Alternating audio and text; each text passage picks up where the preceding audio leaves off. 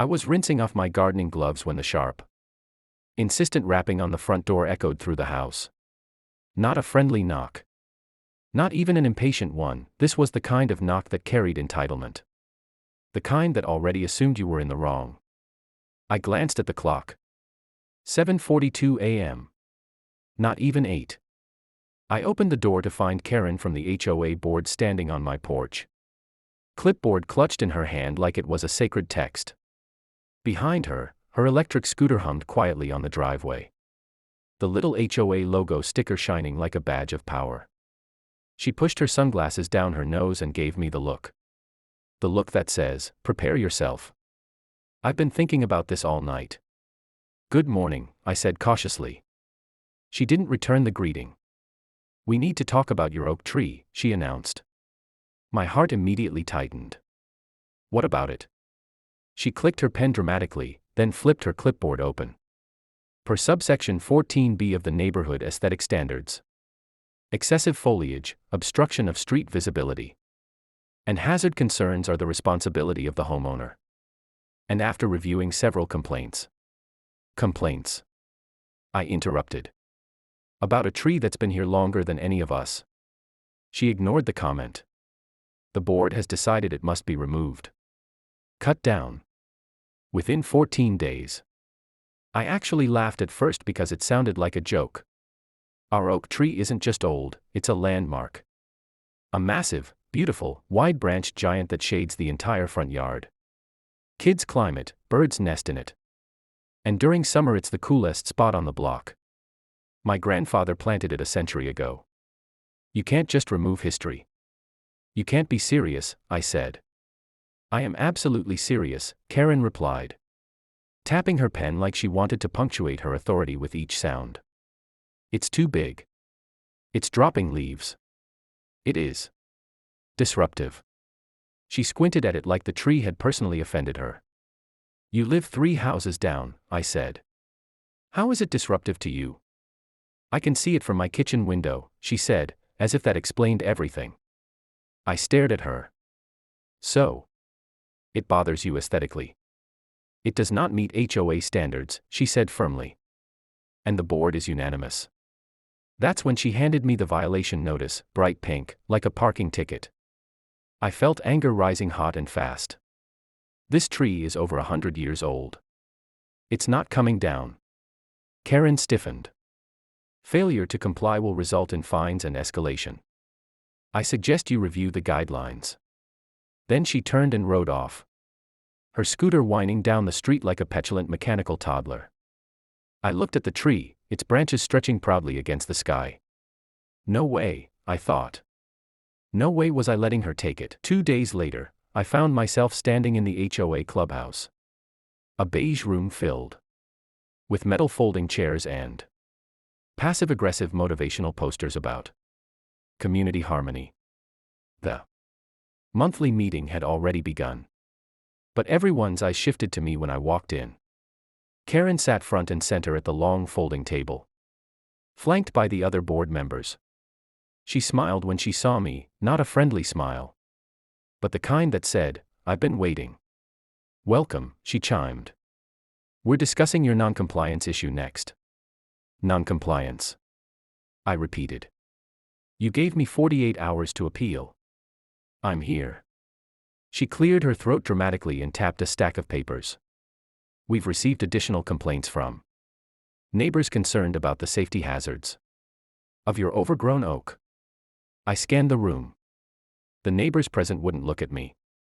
Most of them avoided eye contact like they were afraid Karen would accuse them of treason. I raised my hand. "May I ask what exactly the hazard is?" "The tree is healthy, inspected by an arborist last year." Karen lifted a printed photo, black and white, grainy, and dramatically angled, showing one leaf-covered branch hanging over the sidewalk. "This," she declared, "poses a risk for falling debris."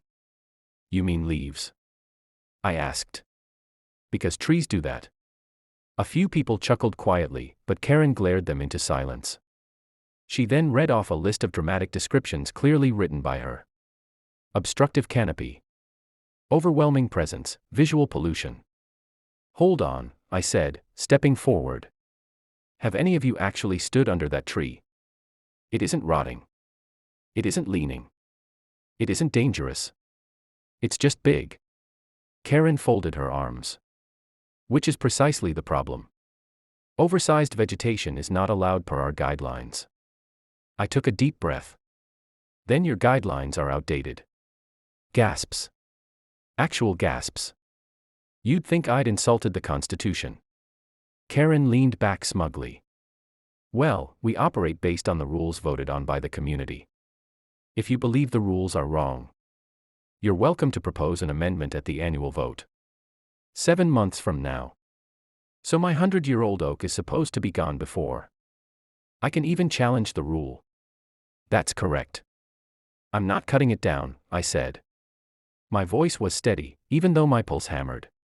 Karen snapped her binder shut.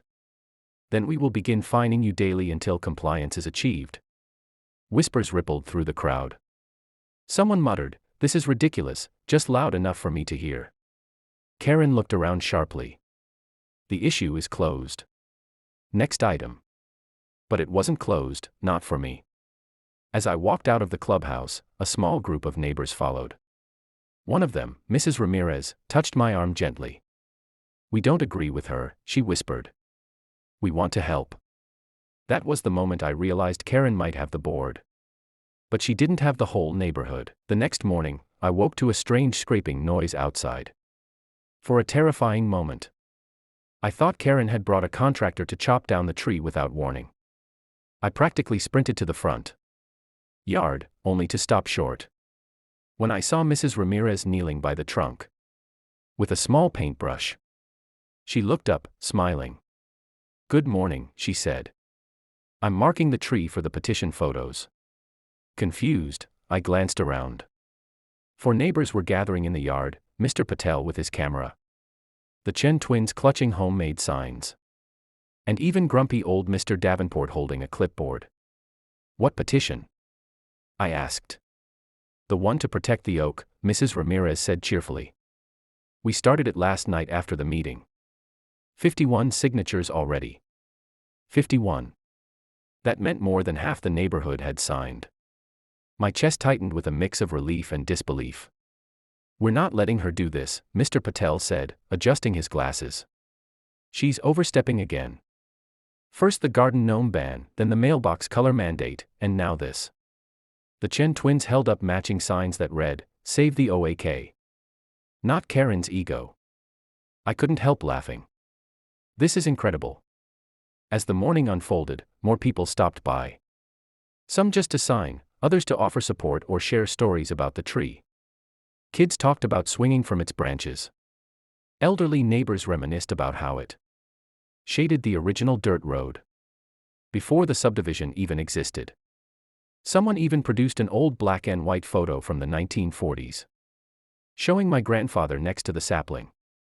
By noon, the petition had over 100 signatures, nearly the entire neighborhood. That's when Karen showed up. Her scooter screeched to a halt as she took in the crowd gathered around the tree. She frowned like she'd stumbled into an unauthorized festival. "What is going on here?" "We're petitioning to save the oak," I said. "You can't petition against an HOA ruling," she said flatly. "You can when the entire neighborhood disagrees with the HOA." Mr. Davenport snapped. Karen shot him a venomous glare. "This tree violates code." "It violates your interpretation of the code," Mrs. Ramirez cut in. Karen's jaw worked furiously. "Petitions are not recognized by the board unless submitted through formal channels." Mr. Patel lifted his camera. "Great. Say that again for the video." Karen froze, eyes widening. "You're recording this?" "Public sidewalk," he said. "Entirely allowed." Neighbors nodded and murmured their agreement. Karen suddenly looked smaller, not physically, but in authority. "Fine," she snapped. "Submit your little petition. The board will review it." She turned sharply and sped away. The moment she disappeared, everyone cheered. But I knew the fight wasn't over. Karen wouldn't go down quietly. The emergency HOA meeting was scheduled for Saturday evening. And by the time I arrived at the clubhouse, It looked like half the town had shown up. People crowded the walkway, holding signs, chatting loudly, buzzing with anticipation. Karen must have expected a few complainers, not a full-blown movement. Inside, the board sat stiffly at their table. Karen was stone-faced, her lips pressed into a thin line. When she saw me carrying the petition, now thick with over 150 signatures, her nostrils flared like a bull preparing to charge. "We'll begin," she said curtly. "The issue of the oak tree removal is on the agenda." Before she could continue, Mr. Davenport stood up. "Point of order, the community has a petition that must be heard." Karen tried to talk over him. The board, he said loudly, works for the homeowners, not the other way around." Cheers erupted. Karen banged her little wooden gavel like she was trying to summon thunder. "Order. Order." I stepped forward and placed the petition on the table. "This represents the will of the neighborhood. The majority wants the tree protected." Karen shoved the papers aside. "The majority doesn't understand the regulations. It is the board's responsibility to enforce standards that preserve property values." Mrs. Ramirez raised her hand. "Property values increase with mature trees. Anyone can Google that." More applause. Someone yelled, "Tell her, Maria." Karen glared at the room. "Regardless, the board's decision stands unless overturned through the annual vote." "Not true," said a voice from the back. Everyone turned. It was Leo, the HOA's former president, someone who actually understood the bylaws. He walked forward, holding an old binder. "I brought the original guidelines. According to Section 5A, the board must consider community petitions exceeding 60% participation. This one qualifies." Karen's face drained of color. "That section was removed years ago." Leo flipped to the page. "No, it wasn't. You proposed removing it, but the vote failed." The room erupted again. Karen shook her head frantically. "This is being taken out of context." "No," Leo said firmly. "You don't get to make arbitrary decisions. The tree stays unless the community votes otherwise." I added, "And we all know how that vote would go." People laughed, clapped, even whistled. Karen looked around, realizing, in real time, that she'd lost.